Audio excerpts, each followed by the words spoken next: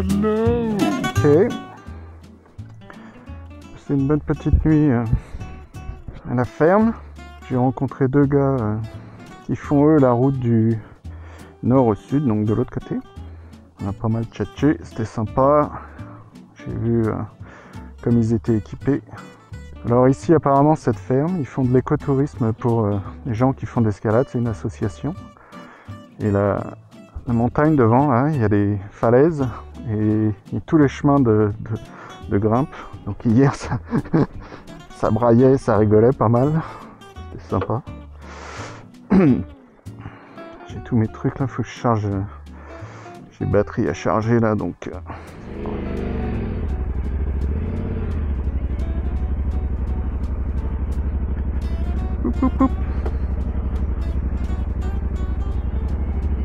Les moustiques avaient faim, même ce matin là. Mais sinon, vous voyez, il y a des falaises là, je sais pas si vous voyez bien. Et là, il y a une petite ferme où il y a l'espace commun en fait. Avec du wifi, des éviers pour se laver les dents, faire la vaisselle. Et voilà. Je vais reprendre la route gentiment.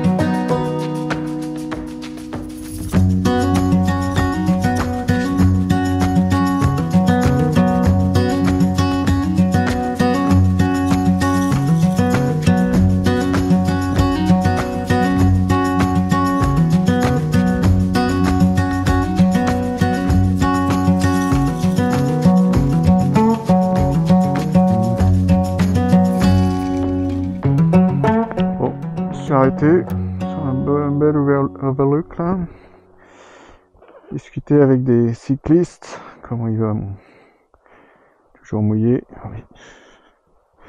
Je suis en train d'essayer de la sécher derrière là.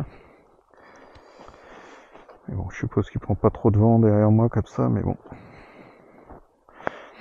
J'ai pas trop d'endroit où je peux le mettre. Si je le mets là, il va être dégueulasse. Du coup, il y a des cyclistes là qui étaient en train de faire la route. Ils m'ont pris une photo. On a discuté. Tout le monde pense que je suis canadien avec mon accent français là. Ils pensent tous que je suis québécois. Et je suis obligé de leur expliquer. Non, non, ça c'est les nouvelles colonies. Allez, c'est reparti. Là, le parc national est magnifique.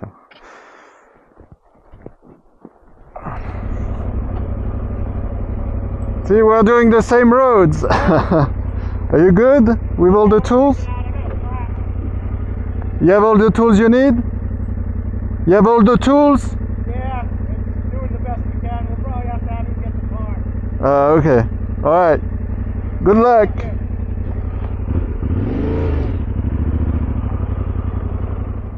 C'est un rouleur de neige. Avant qu'ils utilisent des chasse-neige, en fait, ils utilisaient ça pour aplatir la neige. Ça fait des deux voies, quoi. Je suppose que ça devait être tracté par des chevaux ou des chèvres.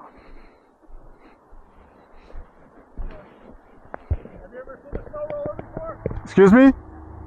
Have you ever seen a snow roller before? Never. That's why I was wondering what that was. Yeah.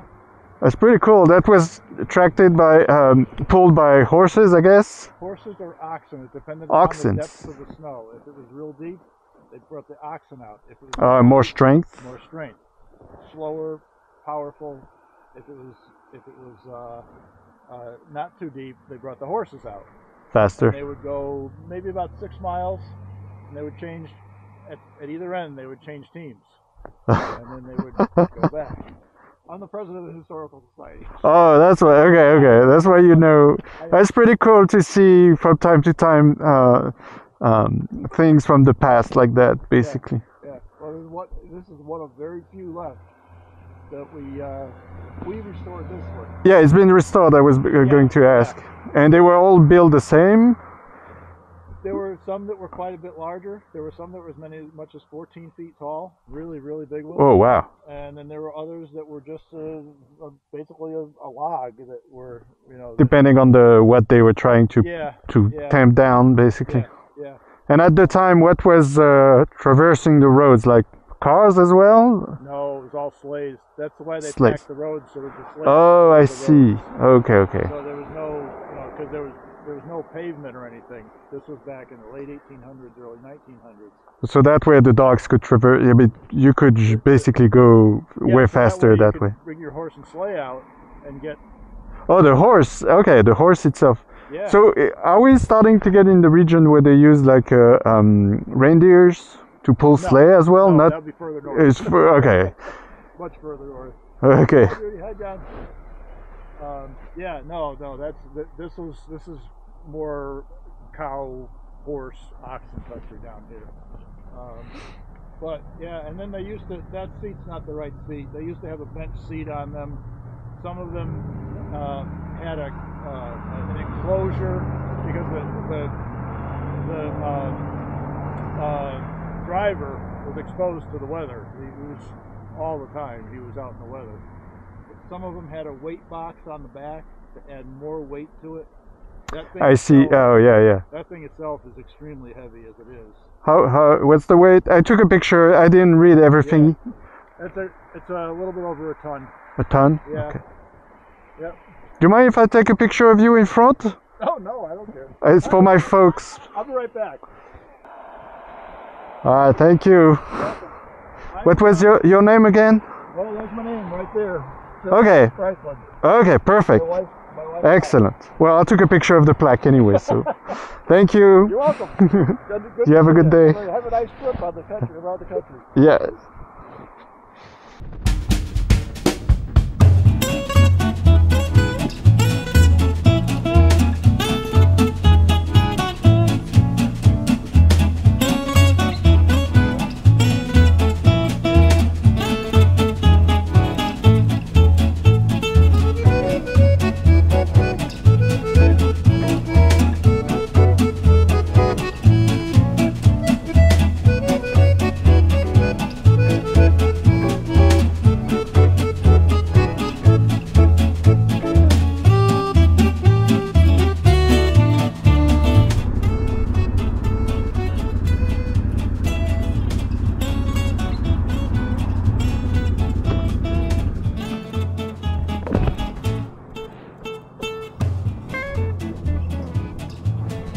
Quand même, hein.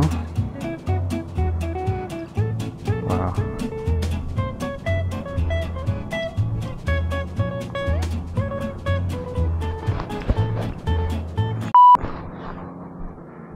Where's my back?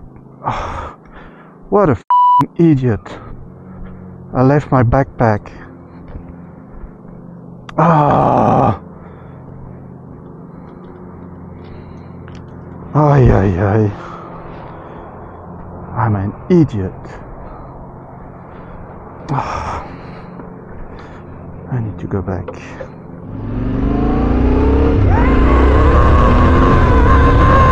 Alors peut-être que ça vous semble familier ça, ce overlook. C'est parce que quand je suis reparti, 45 minutes après être parti, je me suis rendu compte que j'avais oublié mon sac à dos. Je l'avais mis sur le pneu et je suis parti. Et quand je suis arrivé là, ces gens-là étaient juste en train de le ramasser. Vraiment, coup de bol, mais pas possible. J'ai toutes les vidéos là depuis 2 jours dans le sac à dos. J'ai tout. J'ai eu une chance, putain, j'en tremble encore. J'étais tellement stressé d'avoir tout perdu là, parce que ça c'était irremplaçable. Ah, donc voilà. Un local avec un père et sa fille qui viennent d'Irlande visiter, qui m'ont sauvé la vie.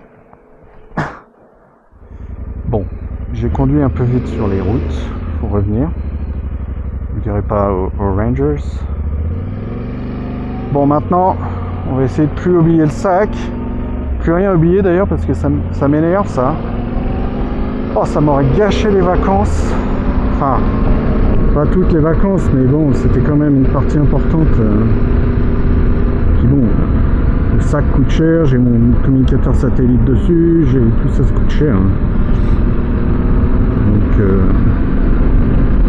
mais la vidéo aurait été irremplaçable. Ah, les vacances peuvent reprendre. Ok, donc on recommence au même endroit avec le sac à dos ce coup-ci. White Mountain, parc national, superbe.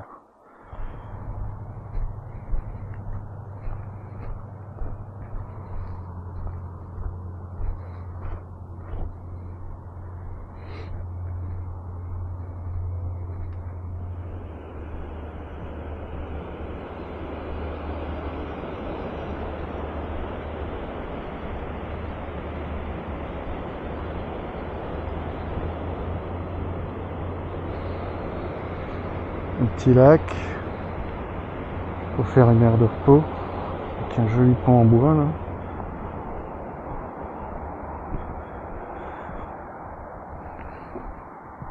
Allez, changer la batterie, je vais nettoyer les insectes de ma visière, je vais sortir de l'argent pour le Mont Washington parce qu'apparemment faut payer, d'ailleurs ça douille. Et je vais enlever ma doudoune parce que maintenant il fait super chaud vu que le soleil est sorti. Enfin ça aussi entre chaud et froid, mais là il fait plus chaud que froid. Donc voilà, je vous reprendrai plus tard.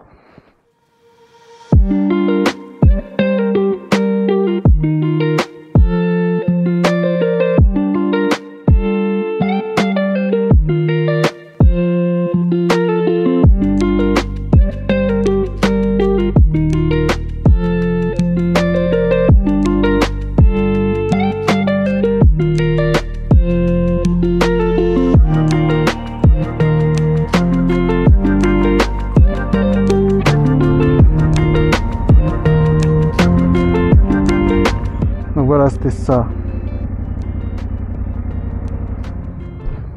Vous voyez, il y a des engrenages là au lieu que ce soit un fil. Et le truc est penché pour la pente en fait. Les engrenages là.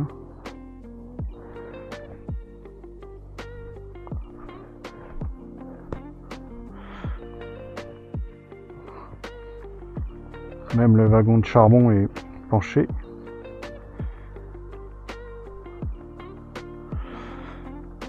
Et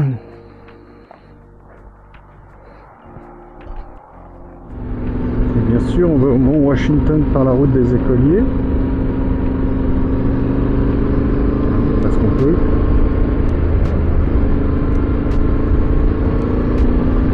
Mais attention, si vous avez le vertige, la route est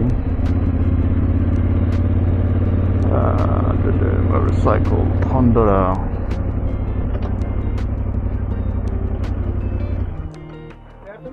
Hello, how are you? $30 if you want it. Okay. I think that's it. Perfect. Enjoy your ride. Thank you. How cold is it up there? 47 was our last temperature. Okay. And the wind is okay, okay. There's no Much more wind down there. Alright, thank you. Allez, go. Bon, je couperai hein, parce qu'il me semble que c'est 7 miles. Donc la route est fine et il disait si vous avez le vertige, ça risque d'être un challenge. Donc bon, voilà, je verrai.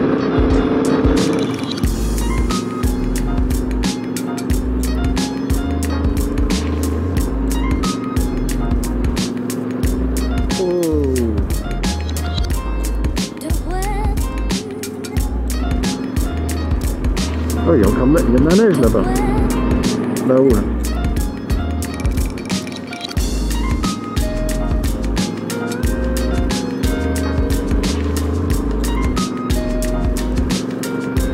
Faut pas tomber là, à gauche.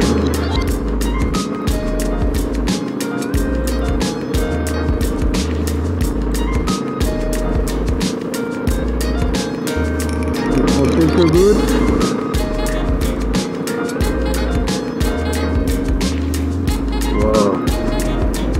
Oh oui. Au moins j'ai de la chance, c'est découvert, pas comme le mont Greylock. Oui, il y a de la neige là-haut. Donc le mont Washington, c'est là, il y a une station météorologique en haut qui est occupée toute l'année. Et c'est là où ils ont enregistré les vitesses de vent les plus élevées au monde. 230 miles à l'heure, c'est à peu près 350 km/h. Je suis désolé, je tourne pas trop la tête. Je vous montrerai mieux d'en haut. Et là, effectivement, ça donne le vertige. 5700 pieds. Ça grimpe toujours.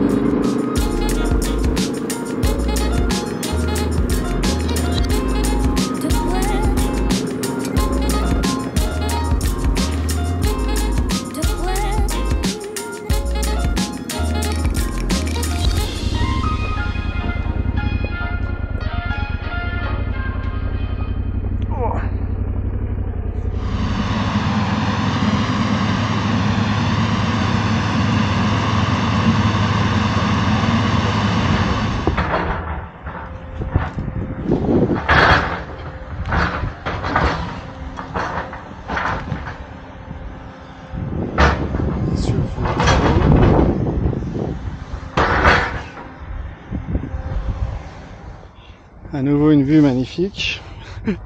Va falloir que je descende sous le nuage là. Parce qu'on est un peu trop haut du coup. Là-bas il y a une vue. Mais je suis redescendu parce que le bruit du bulldozer, ça va 5 minutes. De toute façon on voit rien parce qu'on est dans le nuage. Donc bon.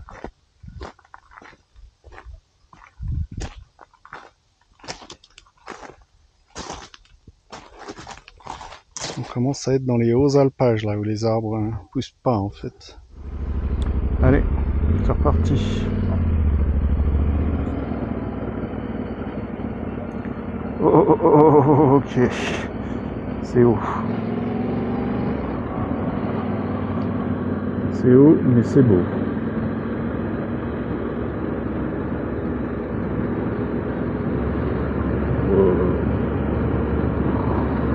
Puis là on voit bien dans la vallée là.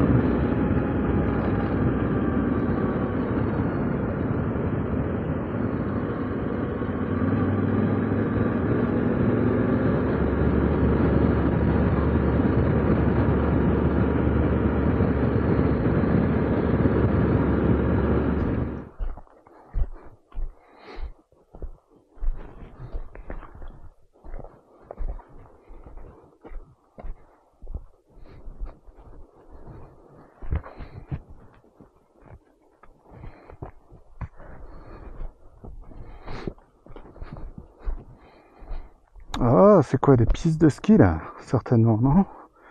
Ça doit être ça, hein? Ouais. Oui, et il y a des pistes de VTT là, pour l'été. On voit les traîner en terre. Et il y a des gens en fait qui grimpent, j'ai vu des randonneurs, donc ils doivent grimper en fait, passer par là. On voit le chemin qui va tout en bas là. tout là-bas aussi. On voit où il y a les petits monticules comme ça un petit peu partout. Donc en fait, il doit y avoir plein de randonneurs qui font tous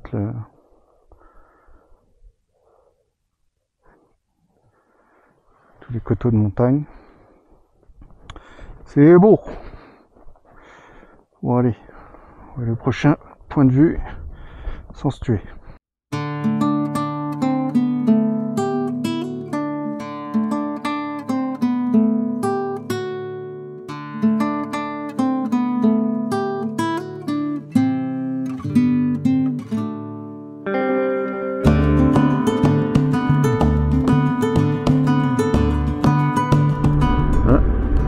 Les arbres commencent à pousser. Ils sont pas hauts là.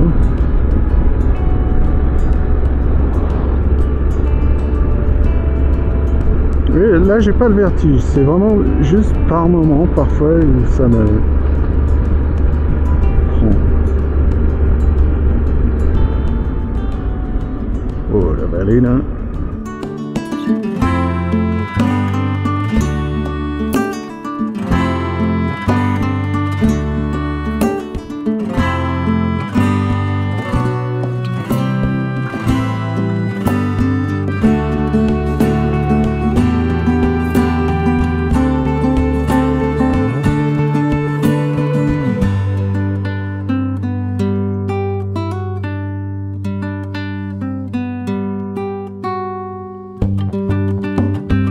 C'est marrant comme les arbres ne prennent pas de hauteur en fait. C'est des arbres adultes mais qui restent en altitude comme ça. Parce que plus tard on va avoir les mêmes mais beaucoup plus grands. Alors pour l'océan vous avez Jean-Jacques Cousteau. Et pour la culture alpine, vous me demandez. Donc c'était l'ascension et la descension du mont Washington. Toute une collection de locomotives là, je sais pas pourquoi d'un seul coup.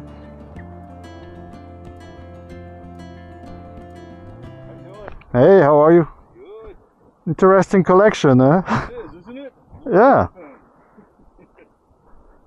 It's kind of weird to have the, I guess, yeah, they just repurposed it as a visitor center. I mean, things for tourists. Right? It's a good way. Today, are you? Excuse me? Just out for a ride today? A long ride. I've been on the road for 12 days now. Have you really? And started in so in Durham, North Carolina. Okay. And I'm doing the backcountry discovery route. Okay. So which is it's a non-profit that puts out off-road, mostly off-road routes throughout the US. Okay, gotcha. And there are two routes on the East Coast. Mm-hmm. One that goes from Damascus, Virginia, all the way to Lawrenceville, Pennsylvania, at the border of New York. Uh-huh. And then the other one goes from Hancock, New York, all the way to the border of Canada and New Hampshire at the tippy top near Okay. Quebec City. So that's what you're doing? And that's what I'm doing. So I'm doing both. Uh-huh. And overall it will be over 3,000 miles. Okay. And So is it all mostly dirt off-road. Or is it dirt road too? So mostly off-road. So Is it's it good? as much as Okay. possible. They try to make it like scenic, obviously. So I went to Mount Washington, things like that. Yep. But otherwise, it's yeah, off-road. Vermont was amazing for that. bet. If you like off-roading, it was a lot of fun. So yeah, the more difficult, the better for Yep. this Yep. thing. What kind of bike you got? It's a Tenere 700. You can go have a look if you want. Oh, am I still recording? You are.